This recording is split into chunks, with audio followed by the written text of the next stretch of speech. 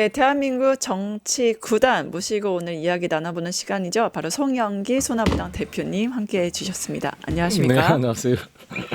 네, 활짝 웃으시는 거는 소개가 마음에 드시는 거죠? 아이고 정치 구단이라는 게 좀 멋쩍어서. 네, 아유, 참 언제나 겸손한 모습 인상적이십니다. 먼저 외교통일 위원장이셨으니까 리팩트시트 문제부터 좀 여쭤볼게요. 국민들이 좀 궁금해하시는 게 계속 나온다 하는데 팩트시트 발표가 안 되고 있습니다. 왜 이런 걸까요?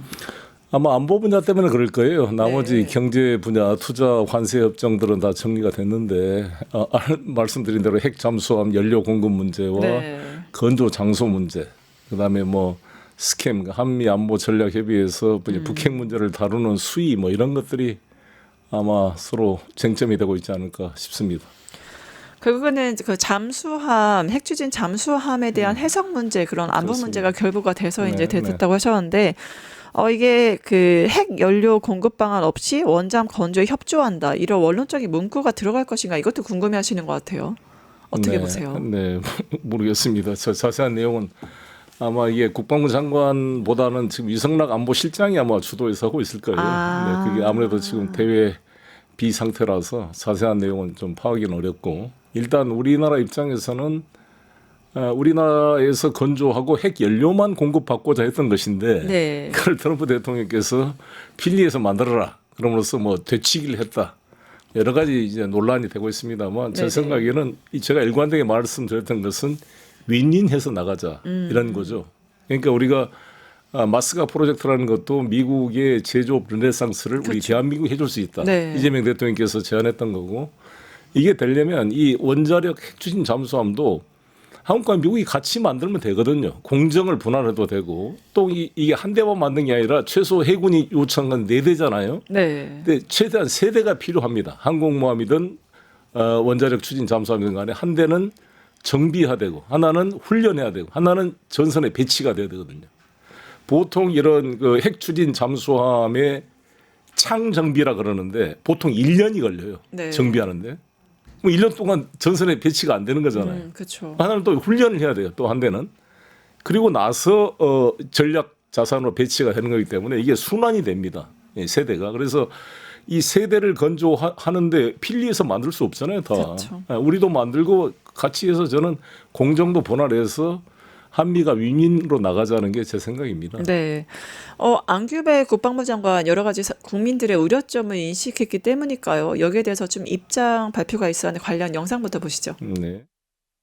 핵 추진 잠수함 검조 문제가 대두되면서 미국 내 정부 각 부처에 조율된 시간이 좀 필요한 것 같습니다. 아마 금명간 나올 걸로 생각하고 있습니다. 아마 김정은이는 잠을 못 잘 겁니다.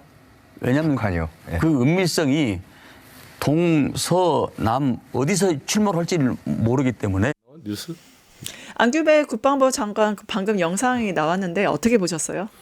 글쎄 북한 이야기를 안 했으면 좋았을 텐데 그렇습니다. 잠을 못 자는 얘기를 했었죠. 네. 아무튼 근데 북에서도 일단 핵 잠수함을 추진하겠다는 거 아니겠습니까? 네. 근데 이번에 이제 트럼프 대통령한테 핵 추진 원료 공급을 요청하면서 이재명 대통령께서 중국 잠수함과 중국 쪽 북쪽의 잠수함 탐지를 위해서 필요하다 이런 말씀 때문에 네.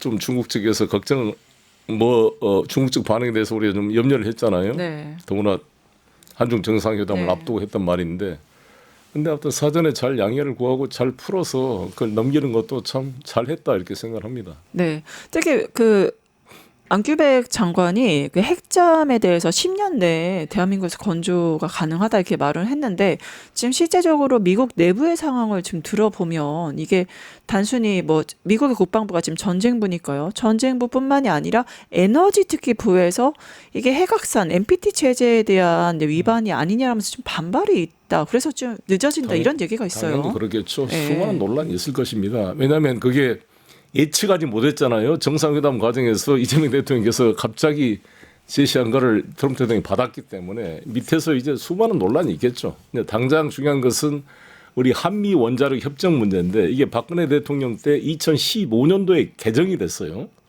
근데 이게 이 유효 기간이 20년입니다. 그래서 2035년도에 이게 종료가 됩니다. 근데 네. 그때까지 우리가 원자력 협정을 재협상을 하지 못하면 우리나라 모든 원자력 발전소 원료 공급이 중단되고 네. 원전 문제가 다 스톱이 됩니다. 그래서 이것을 이제 2035년 전에 원자력 협정을 개정해야 되는데 가장 핵심 문제가 사용 후 핵 연료 재처리 문제 아닙니까?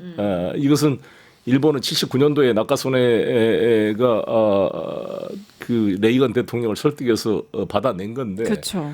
우리는 포괄적 승인이 안 돼 있고 우라늄 235 20% 이하 농축도에 관해서 건건별로 승인을 받도록 현재 돼 있습니다. 현재 원자력 협정이 우리는 이것을 이제 포괄적 승인으로 바꾸자는 것이고 이것이 군사적 목적, 즉 핵 무기로 쓰이는 건 아니지만 일종의 군용 이 핵 추진 잠수함 연료로 쓴다는 것은 일종의 군사적 목적으로 쓰여지는 거기 때문에 네. 이 원전 협정에 군사적 목적으로 쓸 수 없다는 조항을 개정해야 되는데 이게 쉽지가 않은 거죠. 그래서 이제 또 다른 쪽은 이런 견해가 나옵니다.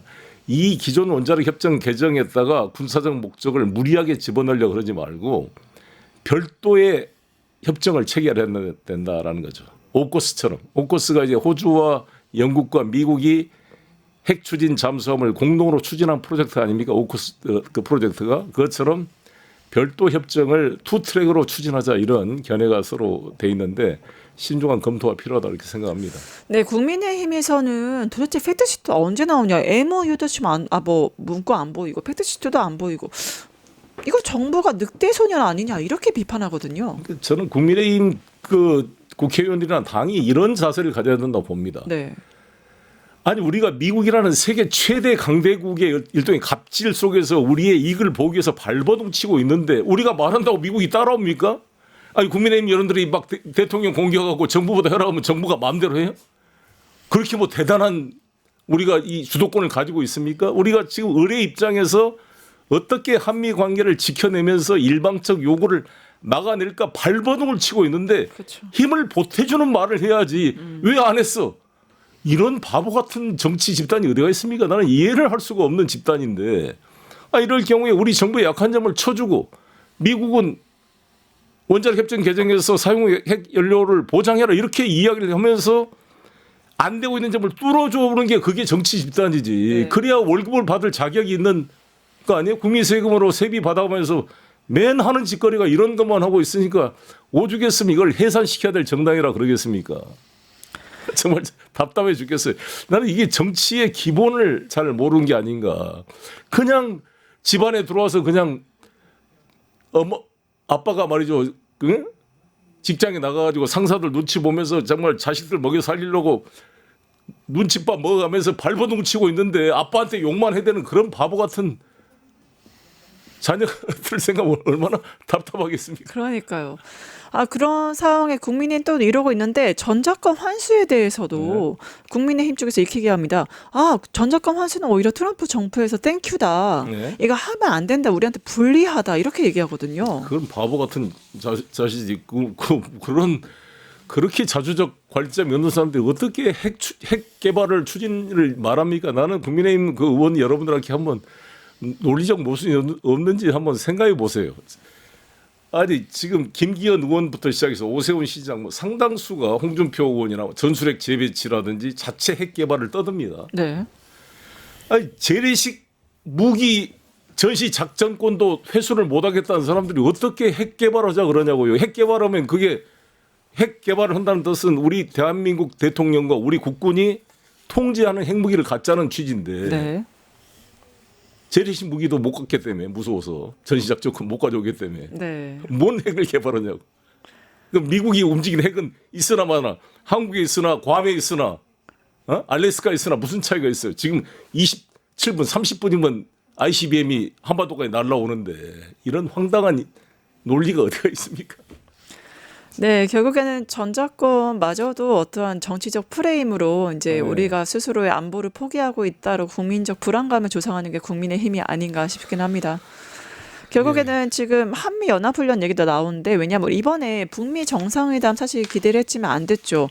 또 이제 정동현 장관이 한미 연합훈련 조정에 대해서 얘기를 하면서 좀 더 가능성, 그러니까 내년 3월에 한미 연합훈련 직후, 직전 직후에 그게 뭐 조정이 좀 된다면 오히려 북미 정상회담의 가능성이 있고 그럼 북미가 열리면 남북까지 갈 수 있지 않냐 이런 전망도 있는데 어떻게 보세요? 그렇습니다. 북미 간의 대화가 되려면 한미 연합훈련 조정 문제가 당연히 올라가겠죠. 네. 그다음에 비핵화 문제하고. 근데 여러분 한미 합동훈련이 지금 1년에 2번 있는데 네. 이게 우리 이 기준으로 만들어진 게 아니라 철저히 미군 중심으로 만들어져 있어요. 주한미군의 대규모 인사이동이 12월과 6월에 있습니다. 그럼 주한미군의 간부급들이 인사이동이 되면 인사이동 되는 12월에 인사이동 다음에 3월 달에 훈련하고 6월에 인사이동 한 다음에 8월 달에 훈련을 해요. 즉 미군들 자기들 훈련을 위해서 하는 거예요 이게. 그런데 이제 이 훈련이 CPX와 FTX라는 게 있잖아요. FTX라는 건 필드 트레이닝 엑서사이즈입니다. 그러니까 실제로 이제 병력이 필드에 현장에 투입돼서 하는 기동 훈련이고 CPX는 커맨드 포스트 엑서사이즈라 그래가지고 이 지휘소 훈련이거든요. 그러니까 저는 FTX는 가능한 축소하고 줄이고 CPX로 바꿔야 된다 이렇게 생각하는 거죠. 네. CPX가 되면 일반 기동 훈련은 우리 대한민국 군인 자주적으로 하세요. 왜 미군 없이면 그 훈련을 못 하냐고요. 그렇지 않습니까? 우리 대한민국 자주적으로 훈련하면 누가 뭐라 그래요? 우리 주권 행사인데. 네. 미군이 함께하는 것 때문에 논란이 되는 거잖아요. 네, 미군과 네. 함께하는 것은 지휘소 훈련으로 충분히 가능해요. CPX로. 아주 필요할 때 이외에는. 그래서 저는 규모를 조정할 필요가 있다 이렇게 생각합니다. 네, 한 달 전에 한미일 군사 훈련이 있었는데 여기에 대해서 이제 국민의힘이나 보수 쪽에서 아 드디어 이재명 대통령이 일본의 자위대를 공식 군대로 인정을 했다 이런 발언을 했거든요. 어떻게 네. 평가하세요? 저는 그 한미일 합동 군사 훈련 문제에는 저는 일관되게 반대하는 입장입니다. 네. 그래서 2023년 소위 캠프 데이비드에서 조 바이든과 기시다와 윤석열이 합의한 이 행위는 나는 중단해야 된다는 입장을 일관되게 이야기하고 있습니다. 중단해야 된다. 네. 네, 국제 문제는 여기까지 좀 보고 이제 국내 이슈 좀 가보도록 하겠습니다.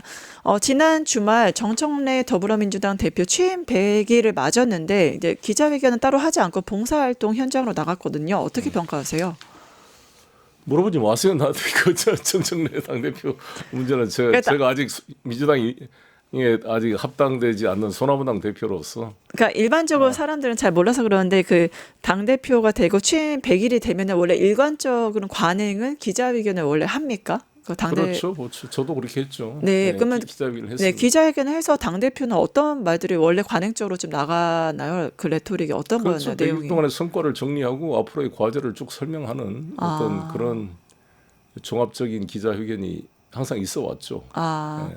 근데 그 원래 그 앞으로의 비전이라든 과거 평가가 이제 관행적으로 있었는데 그걸 안 한 거는 오히려 이례적으로 좀 볼 수는 있겠네요. 그러겠죠. 네. 아무래도 뭐 최근에 하도 이제 당정 간의 갈등 이런 얘기 나오니까 아마 조심스러운 그 행보를 한 거로 보여집니다. 예. 네, 그래서 네 그렇습니다. 그래서 아무래도 말보다는 행동으로 좀 보여주겠다는 정청래 대표의 의지가 보이는 행보가 아닌가 싶은데요. 네, 네. 또 윤석열 이게 대단합니다. 대통령 때보다 더 잘 벌어들이고 있잖아요. 너무 다들 아니 무엇보다 영치금 시스템 너무 잘 아시잖아요. 근데 400만 원이 한도라던데 이게 6억 5천만 원 이게 받는 게 실질적으로 가능합니까? 어떻게 보셨어요? 400만 원 실링에 계좌가 차면은 바로 자동으로 자기 별도 계좌로 이체를 시켜줘요. 자동으로 네. 이체가 되나요?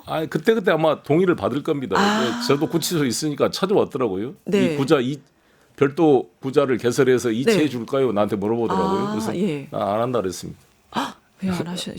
나는 뭐 그 영치금 받을 생각 없고 그래서 네, 예. 400만 원을 딱 채워놨기 때문에 저는 다른 사람들 영치금을 넣을 수가 없었어요. 그러면은 그 영치금은 다 채워져 있어서 못 받으신 거라면 윤석열 같은 경우 6억 5천 원 받았다는 얘기는 부지런히 다 계속 인출한 화수분처럼 거네요. 퍼내고 한 거죠. 그래서. 그러니까 이렇게 화수금처럼 뭐. 퍼내고 퍼내는 이 영치금 그래서 대통령 연봉보다 2.5배를 받았다. 네, 이걸 네. 어떻게 좀 보십니까? 뭐 할 수 없죠. 그냥 뭐 자기가 주겠다는데 근데 그것이 이제 일반 지지자들이 준 것도 있겠고 물론 사후적 뇌물죄의 성격이 있는 건지도 봐야 되겠지만 네. 아마 이게 또 그 허경영 한테 돈 갖다 바치는 사람들 보십시오. 뭐 통일교도 마찬가지. 우리나라 사이비 종교 뭐 신천지 이런데 헌금 내는 사람들 생각하면 이해할 수 있는 거죠. 네, 이거 어떤 분들은 이거 좀 압류할 수 없냐, 이게 말이 되냐 이렇게 하시는 분들 가능할까요? 왜냐하면 허경영 헌금 압류하는 거다. 근데 문제는 이제 허경영 이만희와 달리 이 네. 사람은 네. 권력을 가졌던 사람이기 때문에 과연 권력자 시절에 했던 것과 사후적인 어떤 직무 연관성이 있는 거냐 이것은 살펴봐야 될 거라고 봅니다. 아무래도 이게 그 액수 제한이 없기 때문에 제도적 문제점으로 이렇게 생긴 게 아닌가요? 사실상 이거 정치 기부금 아니냐, 문제 있는 게 아니냐, 그러니까 윤핵인 이렇게 정치 세력에 이게 다시 그렇습니다. 확산되는 게 아니냐, 이걸 그렇습니다. 우려하는 분들이 많거든요. 그렇습니다. 그래서 그러면 국어 세력과 아마 이거 예. 처음 있는 사례여가지고. 그렇죠. 제도적 허점이 확실히 있는 것 같아서 다들 이제 놀라워하고 있는데, 그럼 이거에 대해서는 좀 어떻게 좀 개선할 필요가 있을까요? 글쎄, 그러면 저는 뭐 이런 경우가 있겠어요. 그러니까 구치소에서 하루 최대 2만 원 사용한다는 게 맞는 말이에요. 하루 최대 그 비용 4만 원, 제한이 4만 원. 하루 최대 4만 원 사용할 수 있나요? 4만 원이 실력인데 그것은 주로 먹을 것.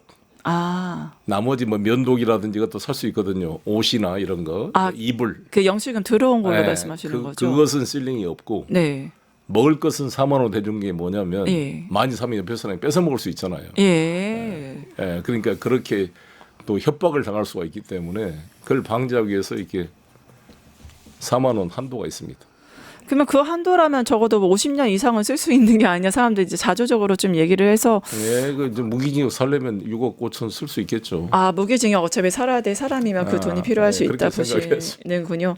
네, 그리고 또 지금 여러 가지 지방선거가 앞두고서 여러 가지 정치적 행보를 하고 있잖아요. 이제 아무래도 정치적 이렇게 스승이자 선배로서 이제 지방선거를 앞둔 민주당이나 진보 인사들에 대해서 좀 조언을 하신다면요. 어떻게 해야 승리할 수 있다. 이제 그런 조언들, 정치 해안 무엇이 있을까요? 저는 이제 지방선거의 후보 공천 과정의 공정성과 민주성을 어떻게 담보할 거냐가 중요한 게 하나 있고, 또 하나는 이제 경선 과정이 치열하잖아요. 특히 이제 민주당 강세 지역인 호남이나 이런 뭐 수도권 이런 지역에 상당히 치열할 텐데 아마 그 경선 과정에 수많은 또 상처를 남게 되는데 그 상처를 어떻게 최소화시킬 거냐. 그런 것을 관리하는 능력이 필요하다고 보여지고 특히 호남 지역 같은 경우는 저는 국민 반영 비율을 훨씬 좀 높여서 5대 5가 아니라 뭐 7대 3이든 높여가지고 많은 지지자들이 소외되지 않도록. 그래서 거기는 공천 과정이 사실상 본선 당선과 유사한 효과를 발휘하기 때문에 거기에 걸맞는 절차가 필요한 게 아닌가. 그래야 많은 호남 쪽 제가 다녀보면 사람들이 좀 좌절감을 느끼거든요. 자기들끼리 잔치다. 자기들끼리 해버리면 자기들은 선택할 수 있는 뭐 기회가 없는 거잖아요. 당에서 공천하면 그대로 당선돼 버리니까. 그러니까 공천 과정에 당원이 아니라도 일반 국민과 지지자들의 여론이 더 반영되도록 저는 만들어야 된다 이렇게 생각합니다. 특히 이제 정부에서 여러 가지 부동산 정책이라든가 이제 주식시장 뭐 4,200 찍었지만 5,000픽 한 여러 가지 이제 변수들이 좀 있을 것 같은데 이러한 이제 그러면 이재명 정부의 지금까지의 경제 정책들 마지막으로 좀 어떻게 평가하시고 어떻게 나아가야 될지 조언 부탁드립니다. 저는 부동산 정책이 가장 맨날 문제가 되는 게 부동산은 공급 시간이 최소한 3년 내지 5년이 걸리기 때문에 타임 레그가 있어요. 시간 지체가 있는데 그동안 윤석열 정부 때 수도권 제대로 공급 대책이 안 돼 있어서 바로 이게 터지고 있는 거잖아요. 근데 공급 대책 문제를 정확히 진행을 해 나가고 세금 문제는 신중해야 되지만 2023년도 종부세를 완화시켰던 그 윤석열 체제 있잖아요. 그 2가구 주택에 대해서는 저는 6억을 9억을 올렸던 건데 그거를 조정하는 문제하고 저는 1가구 1주택 문제는 좀 더 여유 있게 봐야 된다라는 것을 일관되게 주장해 왔습니다. 그럼 뭐 주식이라든가 AI 관련 정책들은 어떻게 좀 보세요? 주식은 아시다시피 지금 너무 AI하고 반도체 분야에 집중돼 있고 일반 제조업체는 어렵습니다. 상승 종목보다 하락 종목이 더 많을 거예요 아마. 그래서 AI 우리가 지금 4천 넘은 게 착시를 하면 안 돼요. 그러니까 넘는 것도 물론 긍정적이지만은 일반 제조업 분야는 힘든 데가 엄청 많거든요. 그리고 이것이 이제 AI 거품으로 조정 것이 필요할 텐데 지금 우리가 주가가 오르면서도 환율이 안 떨어지고 있는 이유가 여러 가지 있지만 또 우리나라가 동학개미가 서학개미로 다 직접 투자를 많이 해버리잖아요. 외화가 빠져나가잖아요. 그러니까 이 우리 내부의 탄탄한 제조업 기반을 이 너무 의존도를 반도체만 의존한 게 아니라 다른 분야로 확산시키기 위한 새로운 신산업 분야 개발을 해 나가야 됩니다. 그래서 이번에 우리 이재명 정부에서 R&D 예산을 대폭 늘리고 이 분야의 새로운 먹거리 미래를 위한 창출에 투자하는 것이 매우 중요하다고 생각합니다. 네, 이건 개인적인 호기심으로 정말 마지막 질문인데 아까 그 패널분들 중에서 대표님의 정치 행보에 대해서 뭐 광주시장 이야기도 있고 여러 가지 정치 행보 궁금해하시는 분들이 많아서 마지막 말씀 혹시 있으시면 네, 부탁드릴게요. 말씀한 대로 저는 재판이 끝나기 전까지는 행보를 이야기 않을 것이고 재판이 제가 최선을 다해서 만약에 좋은 결과가 나온다면 가장 먼저 아무튼 이재명 대통령과 만나 상의해서 모든 것을 판단하도록 하겠습니다. 아, 혼자 결정하지 않고 이제 정치적 동지이신 이재명 대통령과 함께하겠다라고 말씀 주셨습니다. 네, 지금까지 대한민국 정치 고수 송영길 소나무당 대표님과 함께했습니다. 함께해 주신 대표님 감사합니다. 네, 감사합니다. 유튜브 구독하고 실시간 채팅과 댓글을 남기시면 매일매일 7천 TTCO를 드립니다. 참여 방법은 통통물 어플을 다운로드하고 회원가입과 로그인을 해주세요. 마이페이지에서 나의 회원 고유 번호를 복사해주세요. 유튜브 구독 후 실시간 채팅이나 댓글창에 고유 번호를 한 번만 입력하면 준비 끝! 지금 유튜브 채팅과 댓글 쓰기 참여하고 실천 TTCO 받아가세요.